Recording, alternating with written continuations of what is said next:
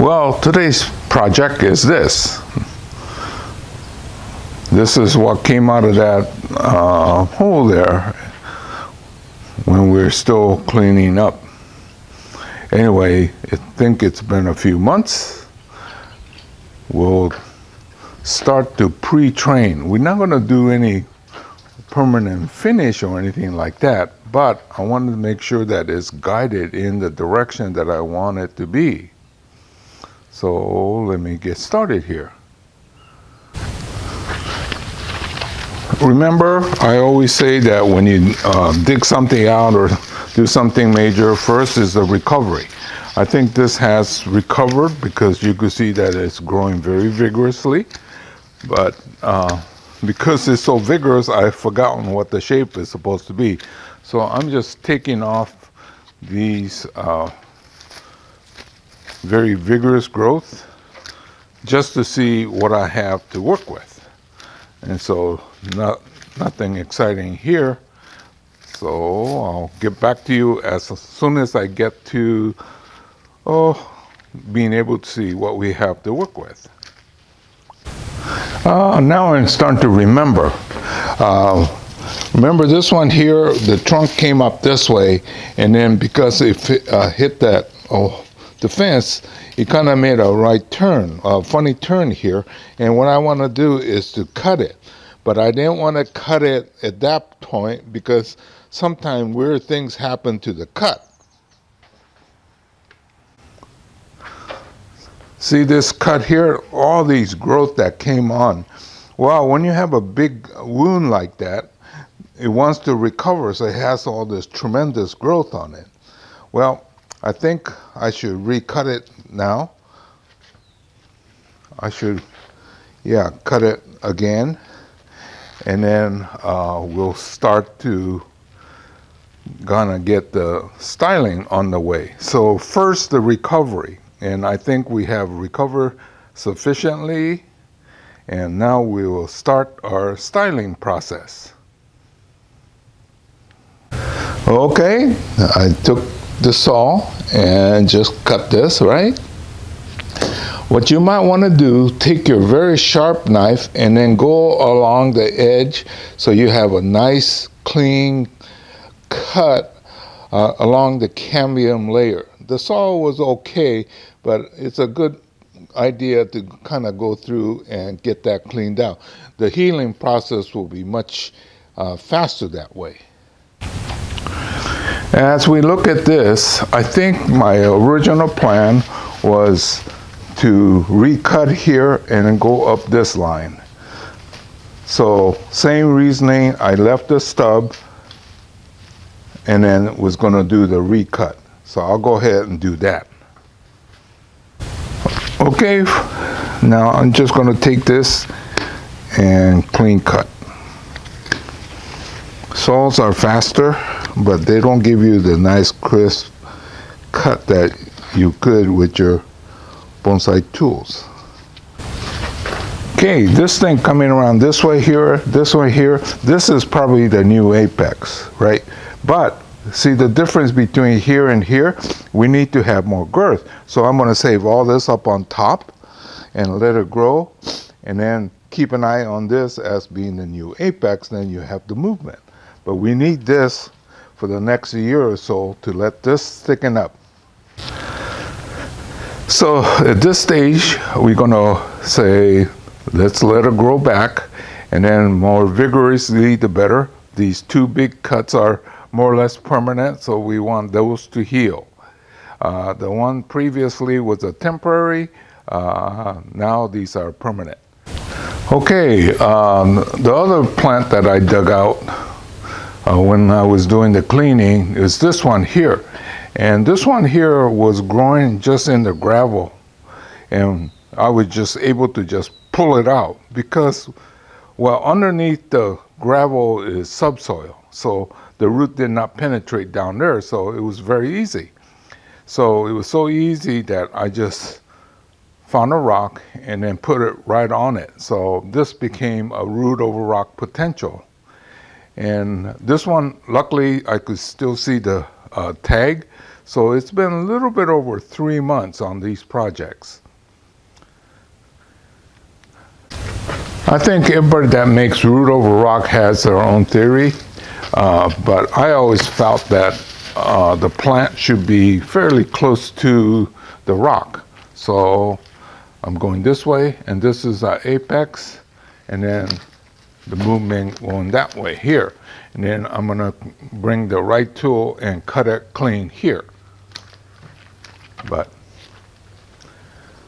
see how simple it could be? Okay, this is a Chinese elm. This is summer. It is very vigorous in the heat, so I could really cut it back down and give it plenty of sunlight and feed it heavy. Okay, well, this next part I'm going to show you was what I did was I took root cuttings. So visualize something like this.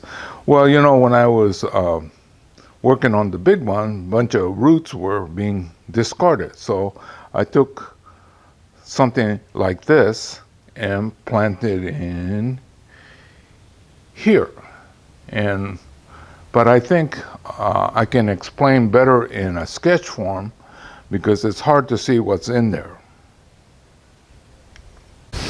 Okay, now in this pot is multiple root cuttings. And well, what I'm trying to show you here is they'll grow like that. When there's a wound and needs to recover, it sends out all these shoots. But the red marks where it want to be cut. So you could see that one would be left, and that one's going to be undisturbed, so it'll go as big as possible. And then the one on the right, we'll keep it as a side branch and then cut it short. So that's the game plan. And if you remember the first one, well, this is exactly what I was trying to do. When there's a big cut, it tries to recover and sits out all these shoots. So now we're going to control the growth so that we could get one single line with a side branch. Can you see my example here? Well, what happened last time was I was running out of time, so I stuck 5 of them in here, and all 5 made it. So we were looking at 100% success rate. Unfortunately, you really can't see, so I'll go ahead and see if I could clean up one, and then maybe we could see what I'm talking about. Well, not exactly according to my sketch, but mainly I'm trying to get 1, maybe 2 on each one of these to take the lead and get bigger. Well, it's been 3 weeks, and look what happened to this. So I'm going to do another trim.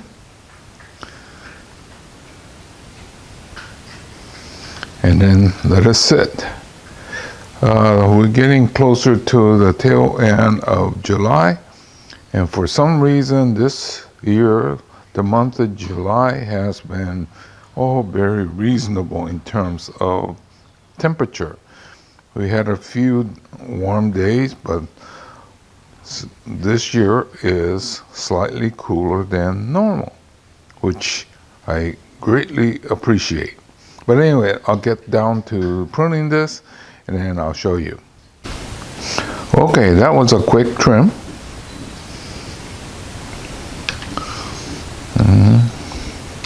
Let me explain to you what I'm trying to do now, okay? See this part here, it's a fairly long run without much taper. But there was a lot of growth here, so I'm trying to keep those in check and try to see if I could get more of these lower ones to take hold and get longer, so this part will fatten and then maybe have a little bit better looking taper. Now up here, I want to be probably down here or here, but see the transition between here and here is too abrupt. So I'm letting this grow wild to thicken this up so I could cut somewhere down here. There's also a possibility that I might end up cutting down here. You notice that I took the last of the stick out. I think it's safe enough now. When it's growing this vigorously, most likely the root down there is well established. So anyway, that's the progress. So in this little chapter already, in 3 weeks, I've already had to do the pruning. And the whole concept right now to improve your material quickly is to feed so that you prune. The more times you prune, the better your plant material becomes in terms of bonsai. Well, this is the other one that I pulled out when we were doing the cleanup.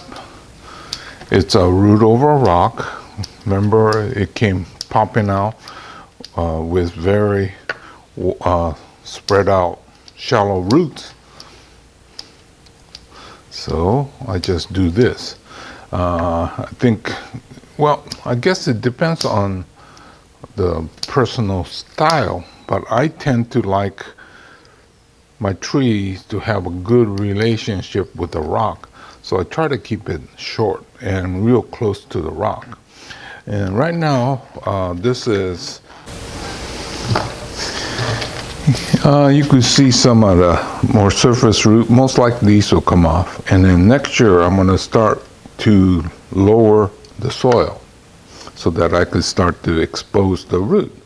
But no use being that big a hurry. I believe this was a fairly big rock. I can't remember. Anyway, so that's what I'm doing. I'm just clipping so that it stays nice and tight. And then one of these days we'll get actually starting to style this thing. The goal is around the wound, there was maybe a dozen or so little branches that came out. And what you want to do is to get it down so that there's one main line, and this is going wild, so I could get some trunk on it, and then we'll cut it and make it into the movement that we often seek. So that's why this is wild, but I planted 5 and came up with 5. So we got 100% take on this. But now we're trying to develop a trunk on each one. So like this one here, this will probably be the main trunk, so I'll let it go. And then this one should be a side branch, so I'm gonna cut it short. And so that's what I'm gonna do with the rest of them too. Sort of rough plant material development. Oh, this being a Chinese elm, it should be no problem to take it out and put it in individual containers. But we're getting closer to the fall, so I'm just gonna wait another month or two and then go ahead and take it out and make 5 individual trees. Okay, so anyway, that one cleanup job is giving me at least 7.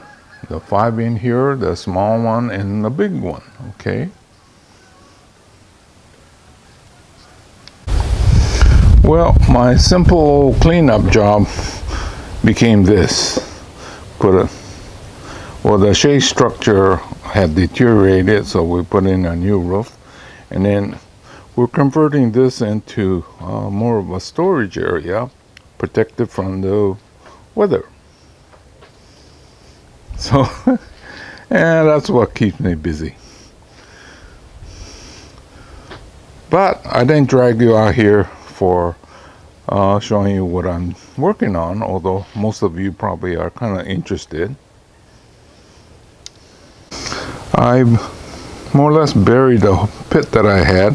This is where the big elm came from. But look, another elm. Well, it's from a root cutting. Well, I cut the main tree and then the roots stayed, some of it, right?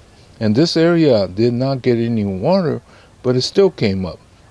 So I have perpetual material. But anyway, I thought I'd just let you know where I've been getting and what I'm doing. So I still got a lot of work in here, a lot of lumber that we saved that I could make my boxes and other projects.